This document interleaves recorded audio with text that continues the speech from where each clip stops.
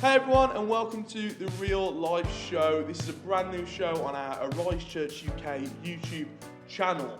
See, we had some amazing guests in January, our Real Life series, and we thought we can't not do this again. So me and Sarah thought it'd be a great idea to get some guests on and come in this lovely building, Backyard Cafe, have let us use their building.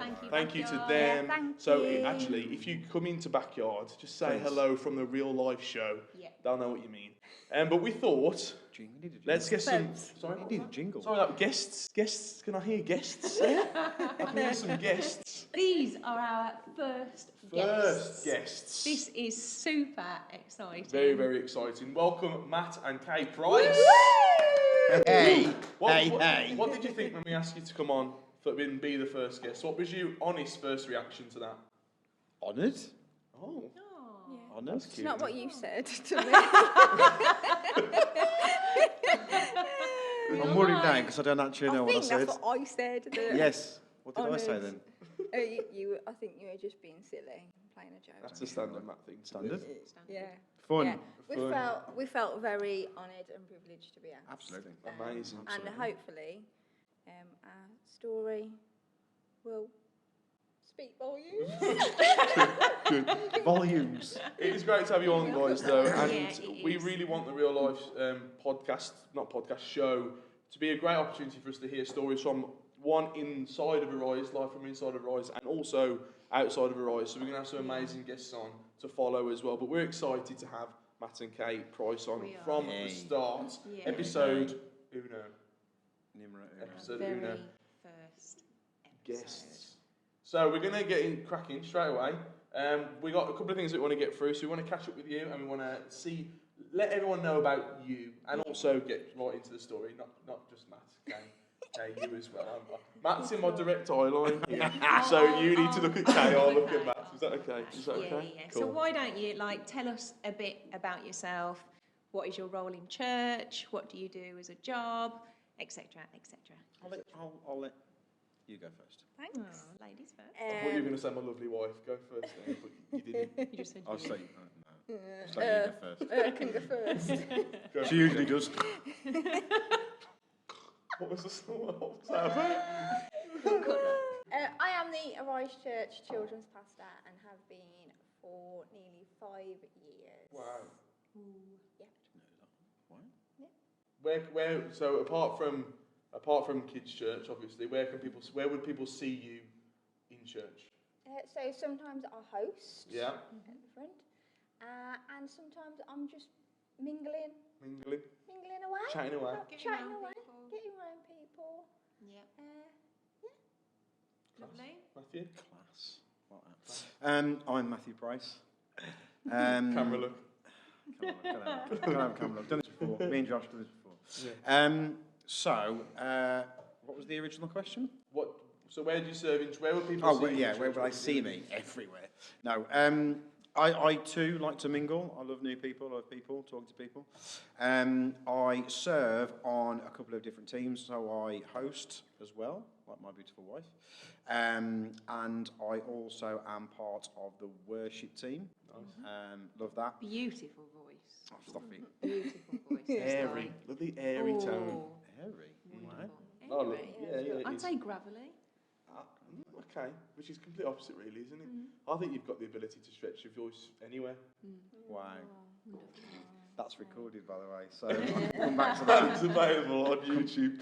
Come back to that from the worship pastor leader. I have done Alpha as well. I've just stepped back a little bit from Alpha at the moment, but I'm all over the place. What do you do as a job, Matt? Job. So I am.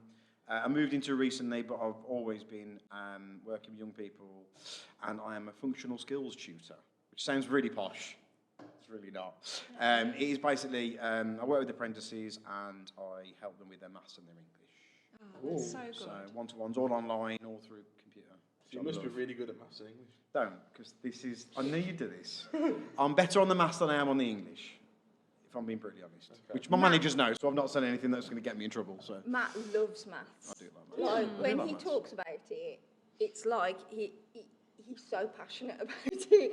Absolutely. Wow, I did not know this. Never got those vibes from you before. because just to clarify, because when people make comments like that, it sounds ridiculous. So that's why I don't say anything. Could you give us like a? That's ridiculous. Could you give us 30 seconds on maths on why It's you're 9 so times 9. passionate? 9 times 9. 81, that's easy, Sarah. Come on. This is maths. This is maths. It's all I maths. just want 30 seconds of your passion towards maths. Okay. And why do you love it? Why do I love maths? Yeah, I've even got a badge on my my staff badge. I've got my staff ID card. I've got, on my lanyard. I've got a little badge that says I heart maths. Wow. Anyway, 30 seconds. 30 seconds. I've got you 30 seconds. The one. I'm not a very imaginative person, so I'm very visual and I'm very strategic in the sense of if it's black and white, I don't like the areas around black and white. So like with English, you can have opinions and you look at that in a different way than I do, and that's both right. No, it's not. One's the right answer and one's the wrong answer. So I'm very much right and wrong answer. That's why I like maths. There is a way of doing it. There's an end answer, and you know where you stand. And I like the fact if I can learn something, a new technique of something. So that's what I like. And he's very good at teaching his I love this. learners. I've learned something brand new about that today. Right? And if you want to take up maths, Are we allowed to? We're not allowed to plug. We're not allowed to. plug a subject. We can't. I can't plug companies, can I? You do realise now, every birthday, Yeah. you are going to get something maths related for your present. Thanks, babe. I'll get you a Cassia. A bigger I heart maths Yeah. badge. A big sticker. It's going to get bigger every year. Yeah. Yeah. No. I do really enjoy maths. I think the one thing I do love about it is the fact that maths at the moment, the subject that we do is really hard. The students are finding it really, really hard. So what I get a buzz out of is teaching them something, and they're going, "Oh, now I get it." Okay. And like that for me is like you can't penny buy that. drop You moment. can't buy that at all. So that's what I love. That's what I love. Amazing. I love maths. That's brilliant. I love maths. Absolutely love that. Brilliant. There you Caught up with the prices. go. There you go. Is there anything going on in the price world that people should know about? Is there anything? Are you Do you know something that we don't Are you know? loving a TV show? Are you loving? Oh, I've struck a chord there. Of course, Matt loves a good TV box set, doesn't he? You often walk into Matt on his chair, watching the show. It's very true. Josh did this a few weeks ago. I was enjoying. We're allowed to plug shows on YouTube. We're not plugging them. You're just gonna just. Just say that we like them. Just say them. So for those who like the Last of Us, Yeah. if you Big know out that, at the moment. That. I love it. Absolutely love it. You came round, and obviously I was overjoyed and also annoyed at the same time because I'm like, oh, Josh is here, but you are interrupting Last of Us. And one thing you'll say, they've got this kind of wide sofa and an armchair. Matt used to sit in the armchair and he's comfortable. It's now too close to the telly and not a great angle. So he's moved to one end of this really long sofa and Kay sits on the other end of the sofa. It's true. Now that sounds bad because it sounds like when you They like you the talk- arms. They like the arms. and because they Because recline. they recline. Yeah, okay. It was funny to walk in and like see the boxes. Everything all right, guys? Do you need the real life show too? Kay has learned though, because one of the things that we learned very quickly is that you like to ask a couple of questions during films and TV shows. And now she gets annoyed if like Kay's watching, I don't know, Dancing on Ice or something like that, and I'm not really paying attention because I'm not You really started bothered. asking questions about I've just Dancing started on Ice. pausing and going, oh, what was the last one like? And then she pauses it and does Yeah. this. And the look. No, but we've flipped roles because Matt will get lost in so if you're watching a box set and it's like crime series, Yeah. he'll go, where did we've missed a bit, and I'm like, no, we haven't. I have to pause it and I have to explain it to him. I've never had to context. do that before. I've usually got 4 series on the go at once. That's a I lot. think it's okay to ask questions. I'm a ask questions person. At the cinema, Oh, no, please don't tell me you people don't ask asking questions in the cinema. questions. At the cinema. Oh, glory. We will pray for that at the end of just today's the end of show. Oh, your faces! Look at In the cinema though, it's got to be quiet. the faces of disappointment. You have to be quiet in the cinema. There are, little people, whisper. there are people watching this now that Yeah. are like, oh wow. Yeah, I've but gone you're down. missing the. You're You're right, probably Kay. missing the answer You're to right. your question. I don't understand. I bet you're open. well. I bet Talk you're open well. to going to the toilet during a film. yeah, if you need it. What is I'd going rather on? not like distract You everyone. thought you were What revealing you things do? about us. Yes. We're finding out about the No one's hosts. going You to don't hold it in. Cinema with You don't me hold it in. anymore. I'm not going to hold it in. That's uncomfortable. That's uncomfortable. You're gonna miss isn't bits it? now. You just go Yeah, before. but then I don't ask the person You who's come standing back to me and you next say, to "Have I me, missed what's anything?" no. That's it, Oh, my see? days. No, Oh, not my good. days. Not Well, good. So, if you don't mind asking this question, Yes. answering this question, how did you both start your journey with Jesus? Wow. It's a big one, isn't it? That's a big one. Is it a big one? Do you want to go first? You can go Oh, I first. can This one. I'll let you. Wow. So that was. I wasn't. My mum would probably kill me for this, but I wasn't necessarily brought in a what you would argue now is a practicing Christian home. We would class ourselves as Christian home, but it was very, very much kind of weddings, christenings, funerals, all that sort of stuff. And then a friend asked me to come to youth group, and the slightly embarrassing bit about it is I actually went because I wanted to see if there's any girls there. Honest? Very honest. Just Appreciate being very that. honest. As it turned out, there was. And I started going to youth for a bit, and I thought, wow, these people are a bit weird, but I like them. And they accepted me for who I was. I've always been short, as a lot of people already know. So the only way I could combat my shortness was to be loud and No. attention-seeking. Oh, And obviously, as I've got older, that's gone out of the system now. That's still the Yeah, case. that's So- definitely dilute. Yes, 100% diluted. And then it was when I was 14, 15, and Andy and Rach Wadhams were the youth pastors back then. Yeah. And I'd gone to a couple of what I think it was Encounter Nights. They're not called Encounter Meet Nights. the makers. Meet the Makers. Makers. How bad is that I forgot album- that? That album was unbelievable. That was a very It was. And they had a couple of Meet the Maker Fridays every month, and then one of them they said, "Oh, we're going to go upstairs and we're going to why has my brain stopped working? Communion. Oh my days! How could I forget communion?" And they said, "Oh, we're going to do communion," and Rach was just saying, "If you want to give your life to the Lord, please take. If you don't, just pass it on." I was like, "Oh, okay." And I saw a couple of my mates doing it, and I was like, "Okay." But then something just was like, "Oh, maybe I should then." And it was like kind of a bit of a. I didn't have audible voices or anything like that. It was just very much. It was the right thing to do. I should do it, and that was my kind of start of the journey really. And that's probably when I heard Jesus, God at the time, from a sense perspective, not necessarily audibly. Yeah. And that was my journey, and I've been here since I was 14, so 23 years. Wow. Do the Good maths. Wow, that's great. Thank That's you, cool. Matt. Okay. So, Rachel and Andy Wadhams, they came into school, into the King's Winford School, and Coeford. And they took the assembly, and they promoted. The following week was half term, and so they were doing like a missions week, what was called a missions week. Yeah. So different churches were coming to the Black Country and doing outreach events. Yeah. And so I didn't go all week. I went on the Friday to Waterworld. As you do. As you do. And obviously just met some of the team at the time. So Pete Wright made himself known. And it was just a really, I just felt like I was welcomed. And so from then, I started to attend Friday nights.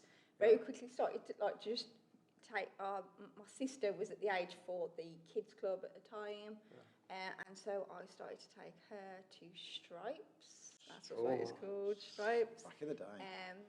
And so very quickly found myself embedded, and I absolutely loved it. And then we did, there was an alpha course and a youth alpha course that run alongside each other. And back then we did weekends away. We did them all together.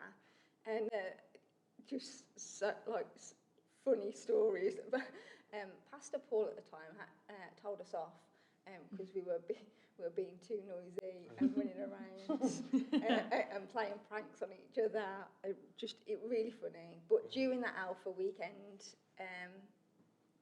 I just asked Rach. I said, I want to say the prayer.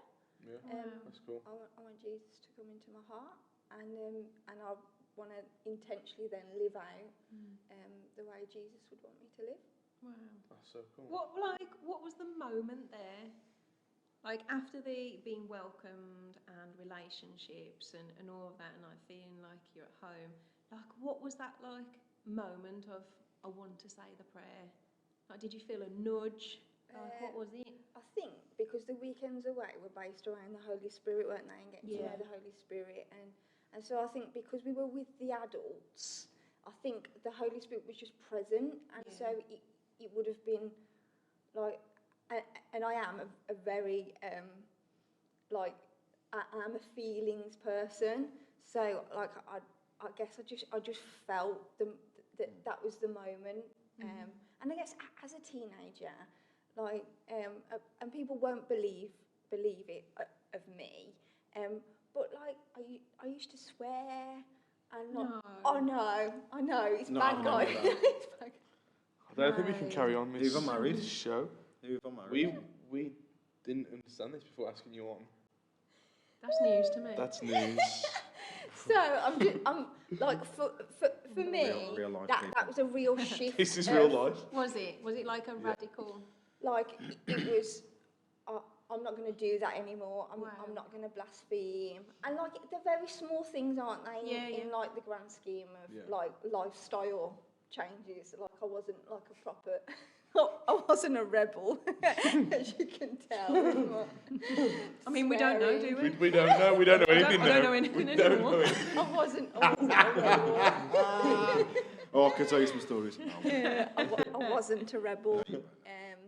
So that was in my head. I was ready to make those changes, and and they were huge, really, because when you're at school, when you're a teenager, you do want to go with the flow of what everybody else is doing, and so me making the choice not to blaspheme and audibly say like, "Oh my gosh," that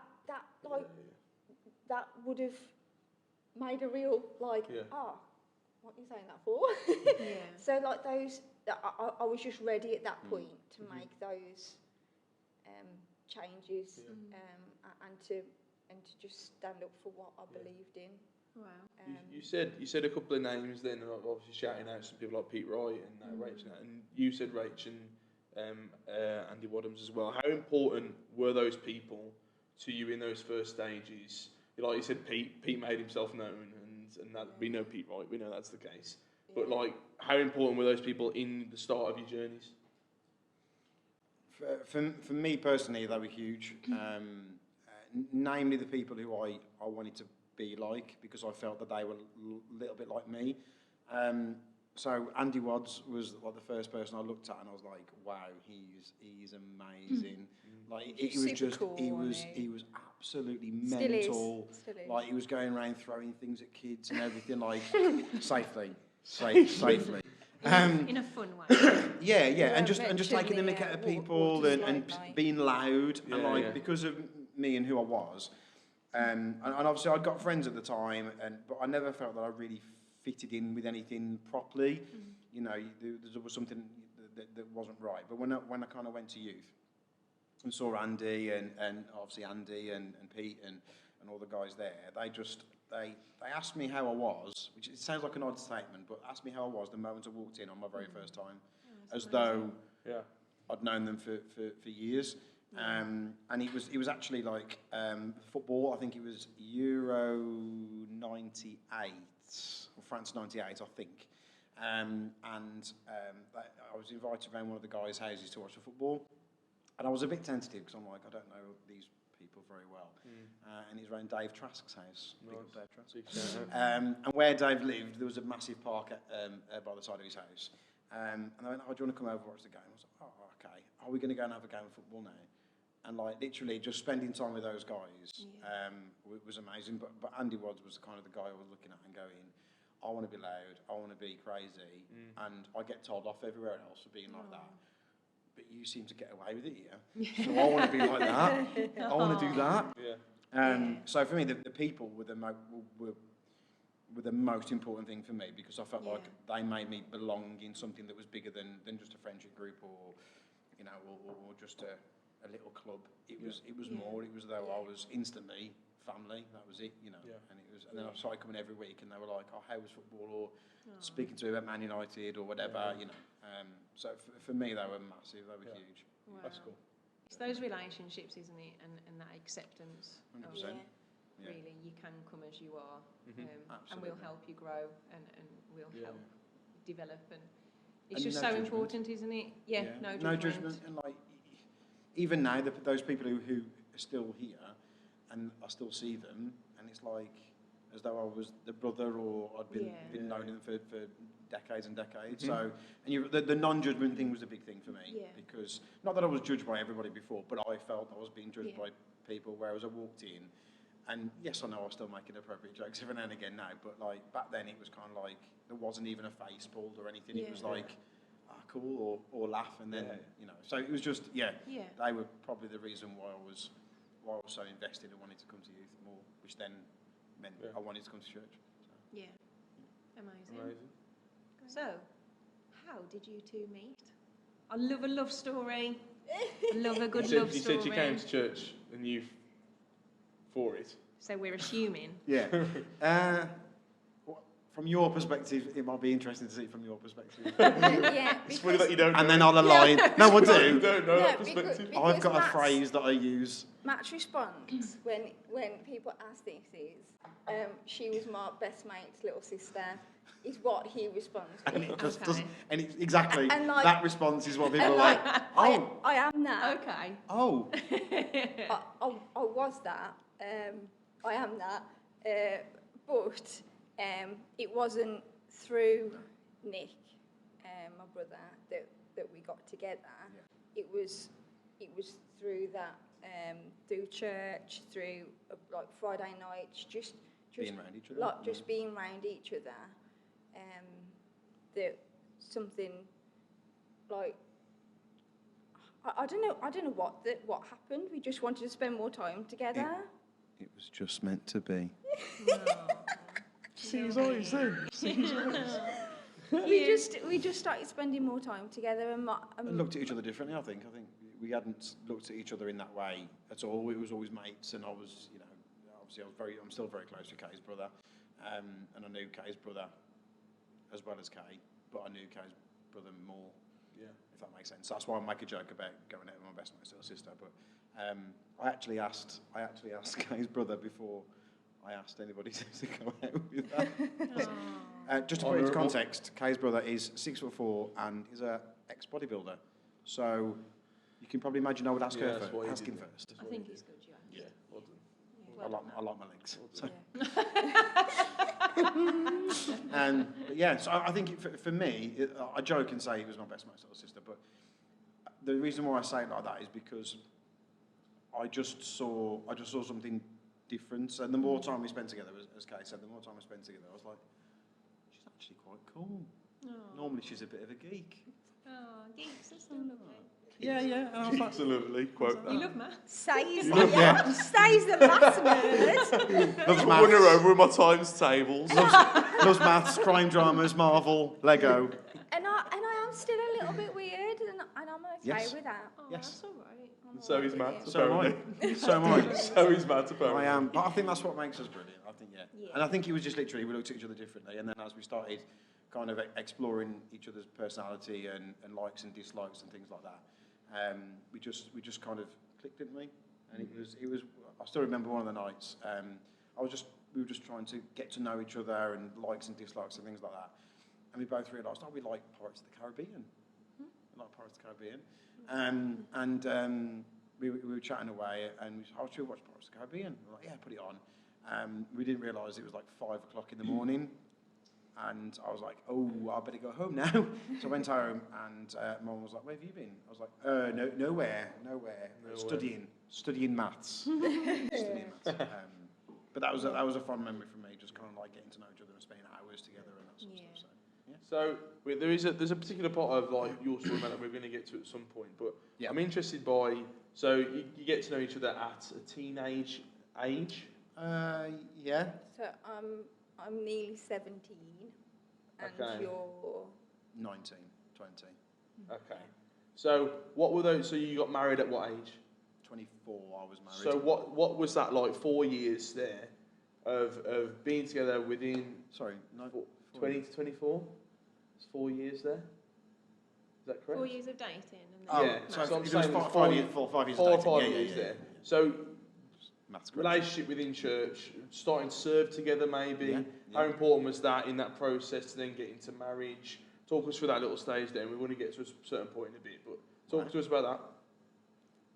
So we started dating officially. And we were part of a Connect group at church. Yeah. Amazing. And the Connect group leaders at the time came to us and said, we think you two would be great. We want to, I used to call it something, birth. They also used to call it cell. So there's a lot of things that we called differently back in the day. Rebirth. Like, there was too many of us. Oh, so we had to okay. Within create your a new- Connect group. Okay, Yeah. I'm with you now. Yeah. This is havoc for the literal mind. The literal mind. If you've got one of And there's a new Connect group. those- Carry on. This is twice you said about I'm birth now. really sorry.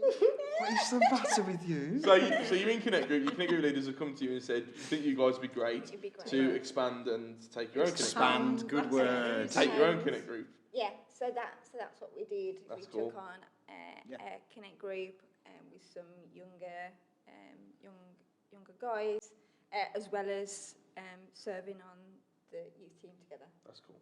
Yeah. Important to do those things together. Yeah, 110%. We 100%. Can't have I knew you were going to do that then. I knew you were going to do that. It can only be 100. Can't have 110%. 100%, yes. 100%. 100%. I've not done this before with all the maths things coming out. I don't like this now. This is a brand new bit of content. Is it on that? So obviously we've had our eldest child is now 10, and so before we had kids, we were like, what did we do before? I genuinely can't remember what we did. I think we were at church. A lot. We were at church a lot. We were at church a lot doing different So I think at one point, leaders' nights, Connect group nights. was there any? I think there was only like a Tuesday or a Wednesday that we didn't have anything to do, kind of thing. So it was like one worship, youth, whatever else. There was loads of Connect, and then there was so many things going on throughout the week that actually, when we look back now, I was like, How did we do that? yeah, that was stressful. Yeah. Stressful with no kids, and it's But I think that is. It was great serving together. 100%, And now yeah, 100%, we're seeking it out, like where can we serve together? Because we're now at a point where we are releasing of each other because I'm still yet to be asked to join the worship team. For a valid reason. Me too. You said it. Me too. For a valid reason. No, because you're called to kids. Kids, yeah, exactly. Right. Thanks, Matt. Our mics don't even need to be on. We can just be there. Setting the atmosphere. The dancers. Not necessarily Setting dancers. Yeah, dance. Hey, that we Yeah, we Culture can. Summit. Big up to Shout Culture out Summit. Culture Summit. There could was you be worshippers. worship mob? Worshippers. Could you be a worship mob? Yeah. Worshipper. Yeah. Up for that. Worshipper. Oh, we could definitely. Worship mob, I think they call it. Worship mob. I don't think we've got the space on stage for that. Yes. Excuse me. I'll just do it at the front. Excuses. Just do it at the front. I honestly thought you just said, I'll just do the worm. I'll just do the worm at the front. I'll just do the worm at the You front. cannot do the worm. I can do the worm. I'd like to say I can do the worm. You can do it though. though. Okay, all right. Can Yeah, you? I can, yeah, I can. You can do the worm. So next time I'm on a watching. Sunday, we're going to see Nug. We are Matthew, learning just so looking at much. you. We're just going to see Matt do the No, worm at Matthew church. Price, we're learning so much. If Andy's watching this as well, which obviously he will be, he'll I know hope so. I hope that. he's watching it. Yeah. Hi, Pastor. Hi, Pastor Andy. Pastor. He will know. I think there's very few people who know this. When I was in youth, I claimed I could levitate, and Can you just I talk us proved through- it. You've got to unpack that for I us. proved it because of a technique that I saw. You proved it. Not obviously you can't levitate, obviously, but like I can give the visual that I am. Okay. Andy will know what I'm talking about. Okay. And Give the visual that you are. see, if I go off the camera now, it's Yeah. it's going to look a bit odd. It's okay. I'll show you afterwards. Yeah, and Okay. I think it's a Sunday thing that is. We're gonna have to bring that out on a Sunday. We're gonna have next time you're because hosting. because and I don't you really need to think- be the trick is you need to Be you need to above. visually above. So if I'm up there, you're going to see how I'm doing. So it's gonna be like This you're is just how doing it's- you're just doing that. And How it And I- works. and I Yeah, don't- exactly. I don't actually think it's that impressive. at the time when it was Did you get a good reaction from when it it at was youth? ID have You talent. literally just go up on your Oh, you did. tiptoes. That's the only You thing just I'd go on got. your tiptoes. Effectively, one of them, yes, one of them. Yeah. Okay. You're just doing that. That's not as impressive as the maths. No, I'm more impressed by the maths thing. Yeah, I definitely. can't wait to see the worm at some point. It's Yeah. fine. On Sunday. I do my times tables whilst doing them. Worm. What a guy. What time stage do you reckon you can get to? I'm not like 12s? I can do 12. Oh, yeah. 15s? Yeah. Yeah, I Yeah. can do 15s. Yeah. Oh, I 18s. don't know. I'd have to take a bit of time to do them. But you get there. Yeah. Don't you just add 10 on? Don't you just do it? Isn't it that just 8 and then? I got a C in GCSE maths. So for your 18, It wasn't my best subject. just to clarify, for your 18 times table, you would need to add 18, not 10. That's the just to 10 times clarify. No, I mean, 18 times 2 is 20. You wanna- I mean, yeah, and then add them together. Yes, that's a technique that I would. Yes. But not just kids. If you're watching, if you're doing times tables, don't just add 10. No. It doesn't work that way. But when you times by 10, you can add 0 to the end, and that works. Yeah. 100, 2 zeros. Or move the decimal point. Anyway, we're getting into functional skills realms here. That's cool. Anyway, that's great. Love that. And we're going to move slightly on now as well. So, Matt, you've got a testimony that we want to kind of bring out and then talk a little bit into. Cool. So, your testimony of cancer, we're completely just going to hand over to you, really, to talk us about. I've heard this story before, and I think Sarah would have heard it. But for people at home and people that are listening, it's an incredible story that we want to kind of bring out and unpack as well from a point of view of UK as well. So, handing it completely over to you now, Matt, from like the start of when it was first diagnosed to the testimony. Go for it. Wow. Okay. So it started 2007. It started. So I was having loads of pains. I'll try and put this in a bit of a nutshell, but loads of pains all of a sudden. Back pains, knee pains, all sort of stuff going on. Didn't know what was going on. Did we? It was a very, very odd time. I love my football. I'm currently playing for Arise FC. Big up Arise FC. But at the time I was playing for Dynamo Kings Winford. And I had to stop that because I was in pain. Were you married at this point? Sorry. Not up until that point, no. Okay. No, we weren't. So we were still dating. And Kay had probably seen the worst of it at that point in time, before diagnosis, the worst of it, because I was having spasms where I couldn't move, could I? There was a moment where I was like, fetal position. Like you just literally. I was like that, but I couldn't unright. So I had loads of tests and all that sort of stuff, and they originally diagnosed me with ankylosing spondylitis, which is bizarre. I'd never heard of it before. I think it's a form of arthritis, young arthritis. So I was actually having treatment for that for a year, 18 months, a year. Wow. That's a long time. Yeah, because that's just what they assumed that it was. And then I had to have some stronger drugs, which were cancer-related drugs, but I had to have a specific blood test to make sure that I could take it and so on and so forth. So went to the hospital, had my blood test, went back to work. I was working at King's River School at the time, and I think it was 2 days later, or a day later, might have only been a day later, and I'd got my phone on me, but the hospital had called the school, which is bizarre because obviously you'd expect them to call your phone. Receptionist said you've got to come to the reception, obviously because it's the receptionist. Sorry. And I said, oh, it's the hospital. Picked up and they said, oh, there's a problem with your bloods. There's something we're not happy with. We need you to come to urgent care pretty quick. Wow. So I was like, wow, okay. Excuse me. So I can't remember. This bit, there are some bits that I'm still a bit fuzzy on, but somebody took me up or I took myself up.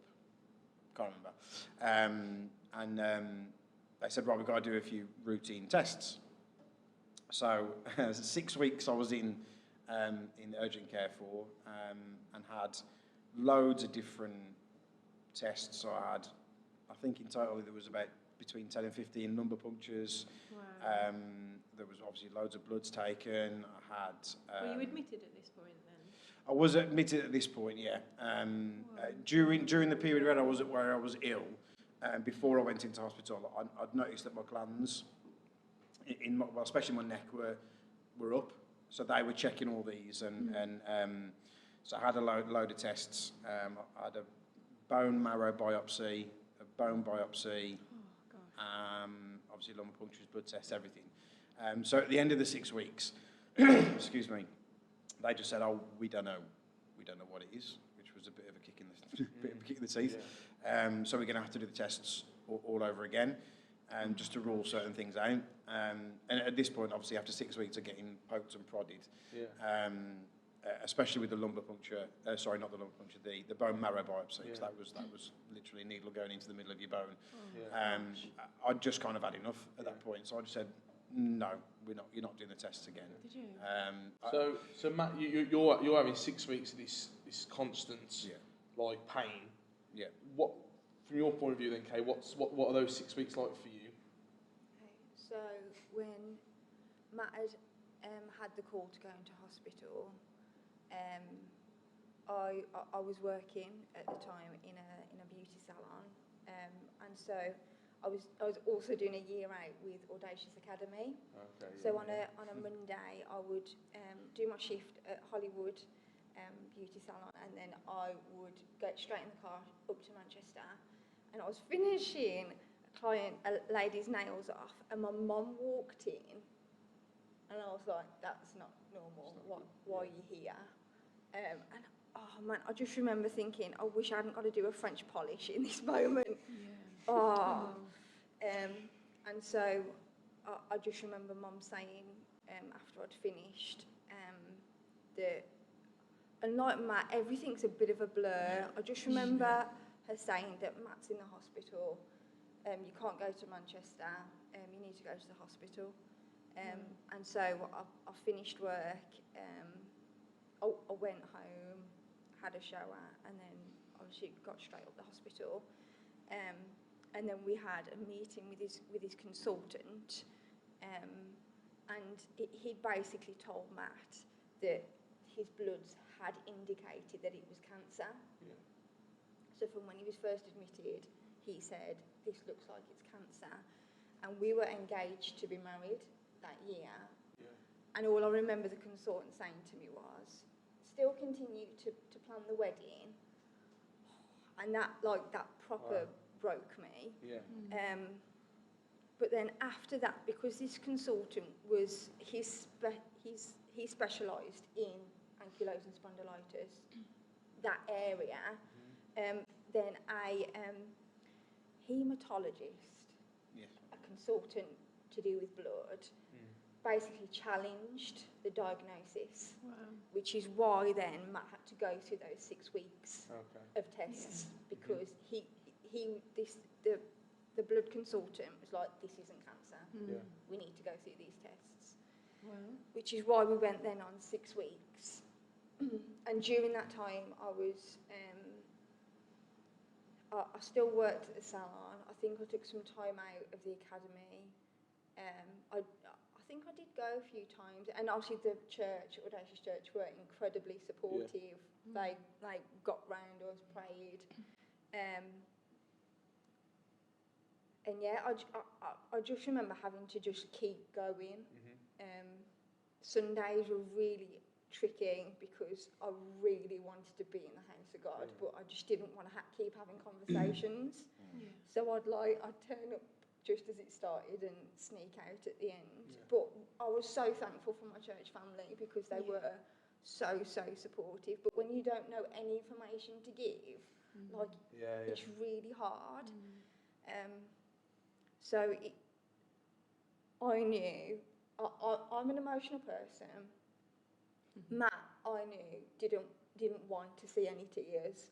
He was the one in the hospital bed. Yeah. He was the one going through it. And so I just remember, on a visiting hours, 4 till 8, Matt's mum and dad would do the first 2 hours, 4 till 6, and then I'd come at 6 and do the last 2 hours. And then so before I left, each night I'd help put your stockings on. That's okay. Really attractive stockings. That's okay. And that night where Matt was like, I've really had enough now. I'm done. I remember him saying, I don't even think he's listening anymore. And he rolled his eyes up to heaven. I thought, oh man. So I held it every time. I held it in until I walked out of the ward, and then I'd just burst into tears, cry down the hospital corridor. And what Matt didn't know that night is that I'd planned for our Connect group to come to the hospital, to the cafe, to come and see him. I was going to go and get him and bring him into the cafe area. And I thought, oh man, I've just not done the right thing here. What on earth have I done? But I know, you just didn't want to see people, did you? Yeah. And I just thought, he needs to see people. He needs to be around his church family. And so that's the point that we got to, didn't we? Yeah, and I'd even, so the point I'd said that to you, I'd forgotten. I'd said I didn't. That's the bit that probably maybe I've purposely blocked out. Maybe. Intentionally blocked out that I'd questioned if he's even there. I think I'd thought it during, especially towards the end of the 6 weeks, but I'd never realised I actually verbalised it out and said it out. But I'd said it to the consultant. I said, look, if you don't tell me what it is by tomorrow, this time tomorrow, I'll just discharge myself and I'll deal with pain meds or whatever, and I'll doctors or whatever. And that night, I did have a bit of a battle with God. I was like, man, what's going on?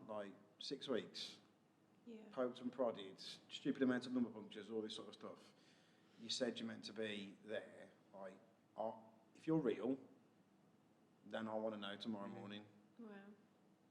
Because if not, that's it. I'm done. That's it. I'm done. Yeah. Not just done with I think if it hadn't gone the way it had done, I probably don't think I would have been in church at all because of that moment. So I felt okay because I'd got it out. I'd got it out to Kay. I'd got it out to God. I was like, you got to do something, otherwise, you ain't real. And Wow. so I went to sleep, and the next morning, and again, this is a bit of a blur. I think I was on my own.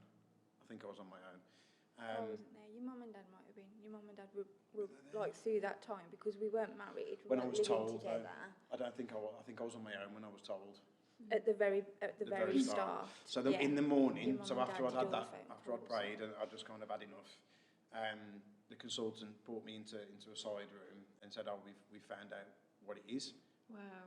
And I was like, so inside I was a little bit like, Oh, the morning after. okay, Yeah. okay, And all a right. sigh of relief almost. A little bit of a wasn't sigh of relief. And even when he said, "Oh, we know what it is. It's non-Hodgkin's lymphoma," I was like, "Oh, okay."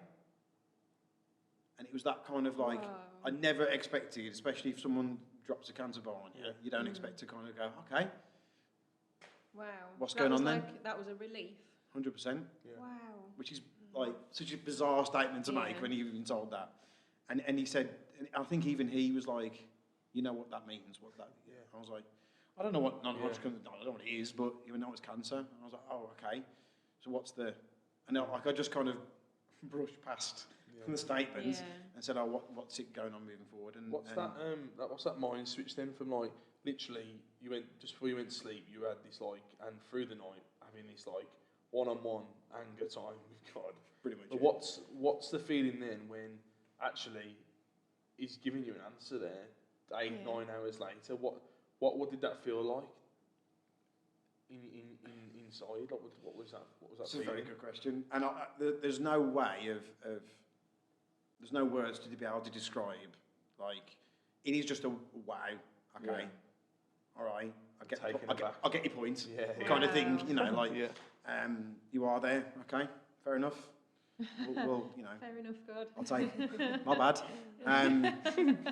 Won't question you again. And I think there Yeah. was that little bit of a thing of like, Wow. I think the magnitude of in my head, that was a massive prayer because you don't, for specialists, and I'm very thankful for all the specialists and the nurses in the hospital, they're amazing, but, you know, those sort of things don't happen. You don't have tests and then an actual specialist turn around to you and say, yeah, we have no idea what it is. Like, we're going to have to do these 6 weeks all over again.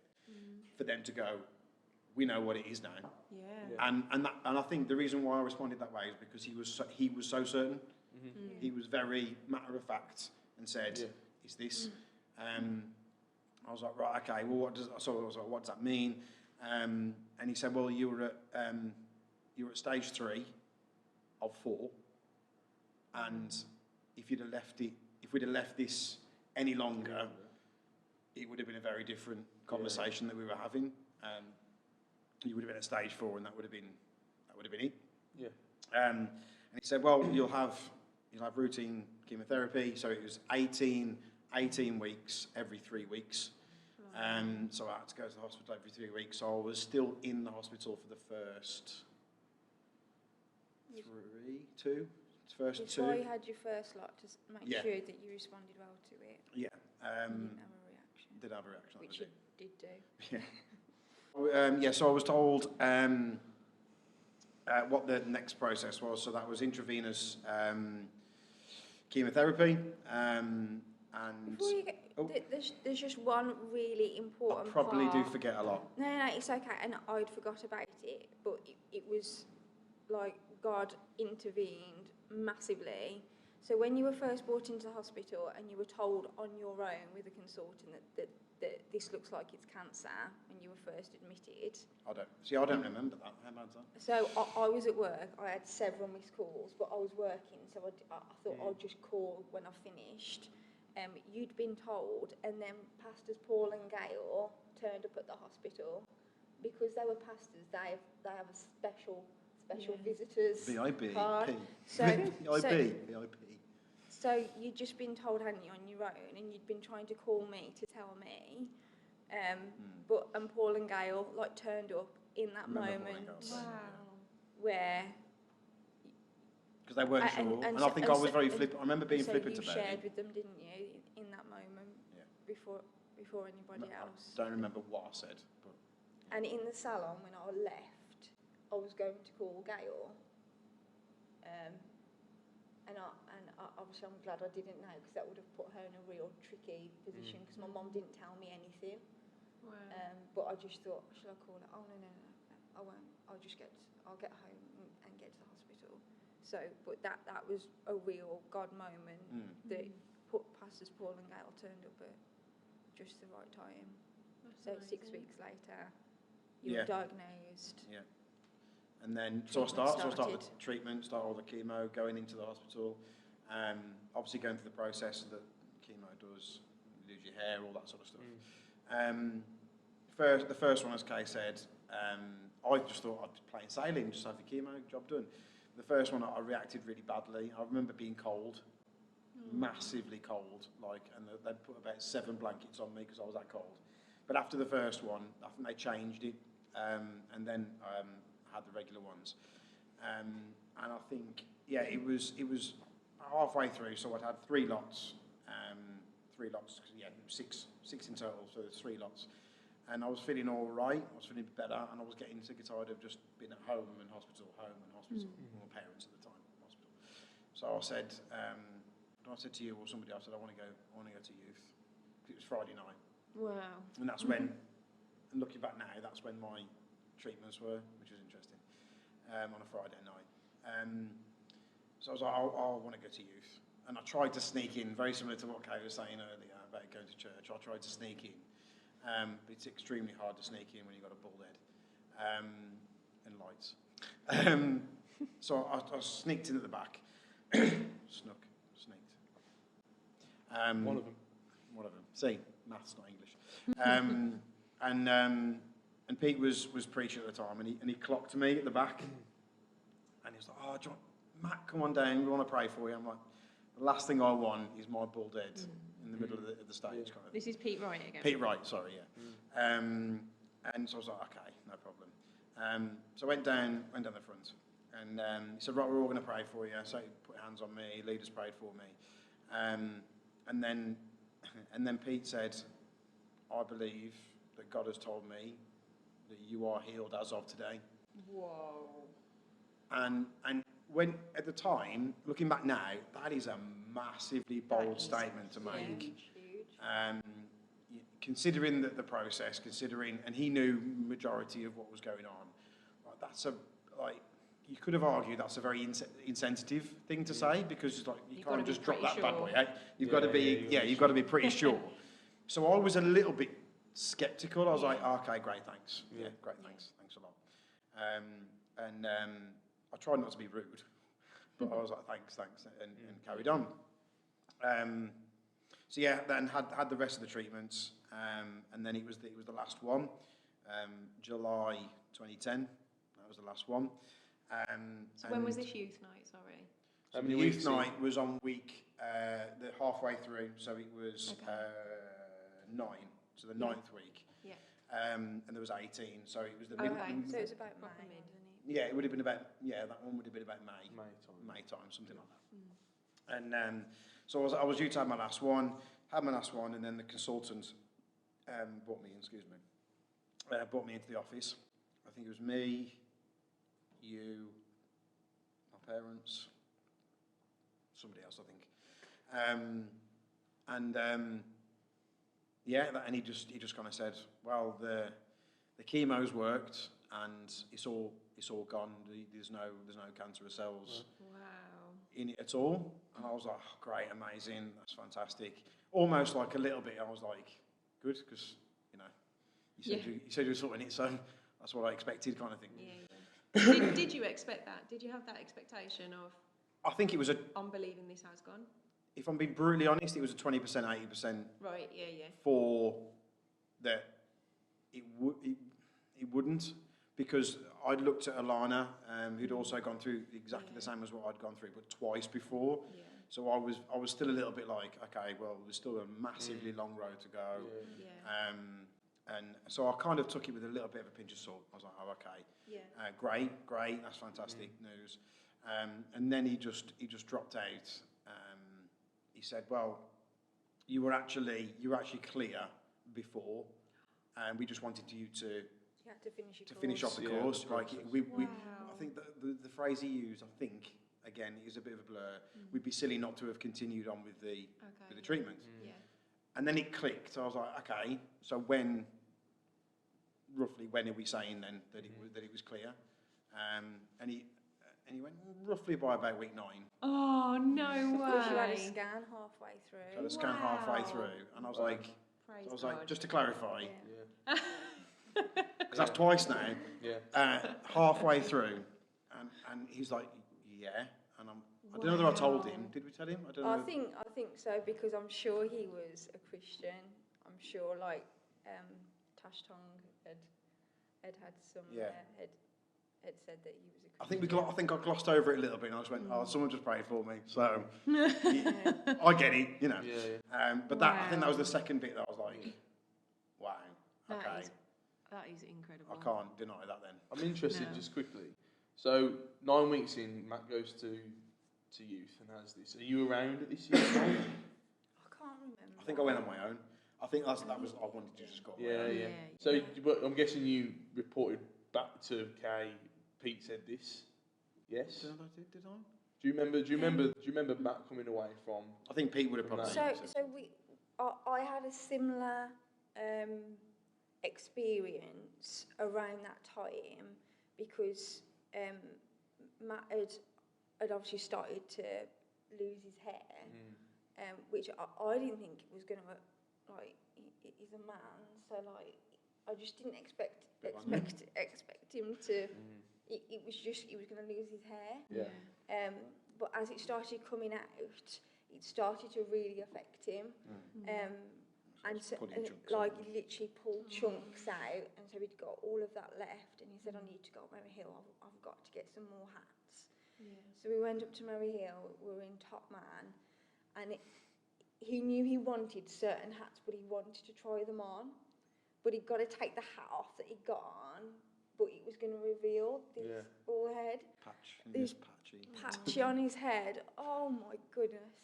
And so he was like, and he did it, and I just had to go in the corner and have a little cry because I didn't think it was going to affect him, and because it did. Oh my goodness. So we'd done that on the Saturday, and so that had like just uprooted everything again. Because as Matt said, when he was diagnosed, it was a relief thing. Like I brought all the Connect group to the hospital cap. Like Matt had the diagnosis. I'd brought him down. He told the Connect group. It was a relief moment. But there was like real low moments during that time, and that was one of them. And on that Sunday, Pete was like leading worship, and Pete said just came up to me as people were praying. It was like, how's it going? And so I shared this moment of Matt and just losing his hair. And he said, we're going to pray. So Pete prayed again, and he said, I'm believing that the cancer is no more. And so we each had, I don't ever remember Matt sharing that with me, but I had my own moments where it was declared and I was prayed over, and it was prayed that it would be gone, it would be clear, and we forgot one rather large part of this actually. So when my chemo started, we were told that we wouldn't be able to have kids. This is a big bit. Oh, wow. Quite a large bit of the actual story. Rewind. Rewind a little bit, sorry. So that we wouldn't be able to have kids naturally because of the severity of the chemo. So I had to store them, is the polite way of saying it. So I just naturally assumed that I'd have to do it that way, you know. And it didn't work out that way. So we had 3 wonderful kids, perfectly naturally, with no pain relief. An absolute beaut. Wow. we don't need to go into the birth. You don't. I mean, you Don't went need to into go some of it through on Sunday details. morning, so. Wow. Like, God has just been all over this story. Yeah. Like, the 9-week thing. And I'm like you, Matt, like, when something happened with my daughter and the consultant said, you know, she's got perfect vision. And I go through the check-in, okay, can you just go back and just tell me when that happened? Or like, can you show me on the chart there? Yeah, because you want it, you almost, although we should expect miracles, 100%. like you almost can't believe it, and you want to make sure that it is definite. That has definitely happened then. Oh, okay. I can tell everybody what has happened here, like without, you know, exaggerating or making stuff up. I just think like God has just been all over you guys. Especially during that time, absolutely. Well, and since for various different other things, but mainly for that. And there's probably things that we've missed, haven't we? 100%. And there's always something that, like, kids been a big one. But there's little bits like, and there's certain things that I don't know part of the story that Kay does, and vice versa. So it's interesting to know about the prayer and things like that. So, you know, it's and I think what makes it even more amazing is the fact that I was exceptionally sceptical of God at the start. And he could have easily have gone, well, you don't believe anyway, so I'll just leave you to it. But yet he still, even though I questioned him, even though I was angry with him, even though I wasn't cursing him or anything like that, but I'm like, really, come on. He still followed through and protected all of us, really. Is that something that you guys stand on now, like having experienced that? Like, is it something that you like recall? Hold on a minute, I know God that you were there then, so you're going to be here now. Is that something like in your everyday lives now that is very prominent for you guys? Yeah. Obviously, from my perspective, and that's why it's good to have the questions about Kay's experience, because I only know my side. Yeah. So even the response to the diagnosis, I was very flippant about it, because I'm like, that's an answer to prayer, whereas other people might be like, you don't seem to be taking this very well. But yeah, absolutely. Since then, it's kind of like, I know you're there, and even when there's that moment for me where I'm like, really, come on, and I'm like, actually, okay, I'll take it back. You're then. And you're arguably now, so and timing. That's for me. It's knowing that even though in it, it could have been done right at the start. I might not have even needed. Why didn't you just heal me before? I didn't need to go through any of that. But actually, at the end of that process, like you said, God was over the whole process, and so absolutely, there are a lot of aspects of our life that we were like, did it then, you'll do it now, you know. So. Yeah, and one of the big things for me was that we planned to get married in the November, which we obviously went ahead and did. And because we'd had such a roller coaster of a year, the wedding was like just a huge celebration. I just remember, was it your nan who said, do you want to get married? What did she say? During that, it's not funny. It's not funny, though. it's not. Why are you laughing? But Nana from my watched perspective- this and she'll think that she's like. So during that 6 weeks, that Matt was in hospital and we didn't know what was happening. My nan suggested, there's probably a chapel in the hospital. Like, if you want to get married sooner, we'll sort it. She doesn't laugh, but We'll get it. And I was really quite. Nope, he's got it. He's going to be healed. Thank you. I'm going to get married in November. Oh, that was your nan, though, just trying. And I tried to make a joke because I'm trying to be a bit jovial about it. I'm like, she's trying to book me off already. You know, She was just trying to make it okay. Exactly. But it's church family. It's part of our story is their story too, and our own families who don't come to church. I know when they think about that time, or if they watch this, they'll be like, they remember it too, because it's not just our story. That it's something that we can look back on and go, like, God, you did it then, you do it again. Like others stand on that too. I know it's a story. It's a story I tell quite regularly. I think. The stories of the healing, and what I always bring out is the power of prayer in this story. Is even I'd never heard that you had a moment with Pete as well, and another moment of prayer there, and that's testament to Pete to know that is the answer to pray. We need when we do this. Yeah, definitely. It was the conviction of it. Yeah. That's a bold thing to say. But you trust the man of God, and he was a man of God. He is a man of God. So you're like, okay, I'm going to hold you against that then. Do you know what I mean? And I didn't need to because it was true. So. It is an incredible story of healing and that 9 week. I always come back to that 9 week thing, and then when you were told it probably happened halfway through. Okay. That is beautiful. The detail of that. Yeah. It is amazing. Wow. It is amazing, and we'll finish soon. But I'm the faithfulness of God in this is amazing as well. And I think one thing that will have been really tricky throughout this is and you alluded to at times, you had those moments when you were angry with God, and then you had moments probably when you were really thankful, and you were like, oh, this surgeon or this specialist, thank you God for putting them into place.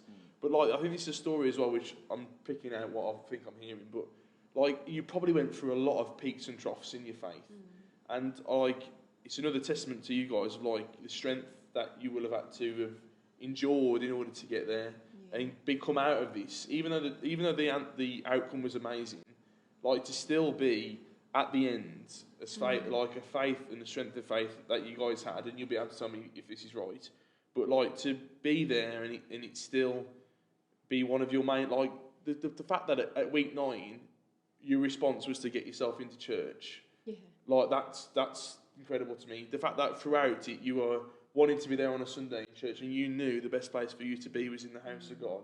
It's incredible, and I'm interested really, really quickly, what was that what was the peaks and troughs like? Was it hard, or was this just unbelievable sense that you knew that was the place you needed to be? Okay, you can probably answer that from your point of view. Probably will. So, obviously, I was going to Audacious Academy at the time. I was doing year 8. I was also working at a salon, and I just continued to work. Yeah. So it wasn't until after where my boss at the time, lots of clients come in. So I felt that was probably good, just good therapy, just being able to. Keep yourself busy. And they were absolutely incredible. So when we were getting married, one of the clients asked Jo if she could put a box, like a donations box, on the counter so that clients could put donations in for Matt and I. And it was just absolutely incredible. The same You never saw that, Never did saw you? that. You never saw it. I was having her hair done. Where all your new clothes came from? And the same client bought me a card with the footprints in the sand poem. Wow. Oh, just absolutely beautiful. And so it was my boss at the time that said to another client, yeah, and Kaylee, all the way through that, just kept coming to work.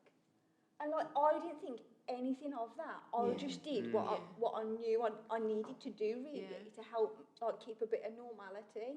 Yeah. And so that was a real I did keep coming to work. But I knew I needed that. Yeah. There were moments where family members said after that they heard me crying in my bedroom. There was some real just on my own moments, and I think that it's the human, mate. It's the human. Yeah, We're and human, the fact aren't we? that I knew Matt did not want to see any tears, he was the one going through it. Yeah. But Sunday mornings, I knew I had to be in the house of God. But more than that, my church family were probably the people. It was the people and my own family that supported me and got us through that. So when Matt was taken to hospital, Pete and Rach, absolutely incredible. They just had Joel. So Joel was a few days old, and Pete was on the phone. He was like, "Kate, just come round. Stop if you want to." Yeah.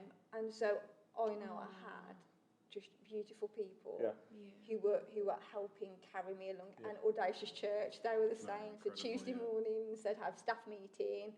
They also knew what was going on, and they were like, "We're going to pray." So they took on the prayer mantle too, praying for Matt,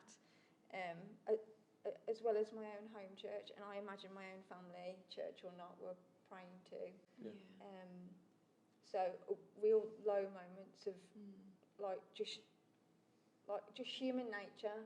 But as soon as Matt had the diagnosis, I think I knew that it was all gonna be okay. It was just the parts of you losing your hair and those little moments were really tough. Yeah. Makes us stronger though, hey? Yeah. That's so cool. Wow. What an amazing story. Thank you so much, guys, for coming on. Not a problem. And I'm sure, obviously, people who are watching this, I'm sure anybody who wants to go up and chat to these guys about the story, please go and... Or prayer. Or prayer. Just go and pick their brains about this as well. Because there'll be a lot of people that this will resonate with. This will be something that people are going through in their own life. And that's exactly why we're doing the real life show. Exactly. To do this exact thing. But brilliant. Amazing. Episode 1. Done. Tick. Thanks for having us. First guest. Our first guest. And one thing we're going to do at the end of every single episode is have a selfie with our guests. Okay. So I've got my phone ready. Go. I've got my phone ready. It was ready. It's gone. So do you want to take this, or do you want to get in to my long arm? I'll get into your long arm. Here we go. Shall I? You get to watch this unfold. Ready? Do you want to sit on that seat? I'll sit on that corner. I'll sit on that corner. Here we go. Come on, Matt. Are you ready? We're ready. Brill. Amazing. Thank you guys so much for watching. We are available on YouTube, Spotify, Audible, and Amazon Prime. No way. Not Amazon Prime. Oh. Amazon I was going to Music. say, Amazon Music. Amazon Music. Imagine if you're an Amazon Prime video. box set. Getting the kids on that. Amazon Music. Amazon Music. Music. I'd have expected some kind of like moody music while Yeah. I was talking. If it's an Amazon Prime documentary. And Goodness An me. Amazon original. a big thank you Yes. to the Yeah, thank you, Backyard Yeah. Cafe. Big Thank shout you out to guys. Andrea for Thank having you, us. Andrea. If you want Yes. fresh food, coffee, and juice made with love, this is the place. This is the you place need to to be. be. If you do come, make sure you say you're from the real life show. Yes. You need a jingle. You need a jingle. We need a We need a jingle. jingle. Let's Real make it life right show. now. Are we going to do the Da, I'm ba, blessed? ba. Oh yeah, we love the song. Oh, we were just going to jam then and Sorry, make a. sorry. Do you want to solo? life Make us No, I a can't. jingle. The real life. This is the real life. This is the real life show. Filmed at Backyard. Fresh food, coffee, and juice made with love. Yeah. We do like the song. That's your team. We do like the song I'm So Blessed by the Canes, so that might, Yeah. we might get We'll that add in. that Real on. life We're good friends with Kane. Yeah. We're good friends with Kane the band. Kane. Kane. The band, not the wrestler. That's That's exactly what he was where you thinking. That was where he went. So Brilliant. Thank you guys Thanks for so joining much for us. watching, and thank you, Matt and Kay, for being our first guests. Welcome. Thank you guys. Loved it. Thank you, Sarah, as well. Enjoyed it. Thank you too. Thank you too. See you soon, guys. Bye. Bye.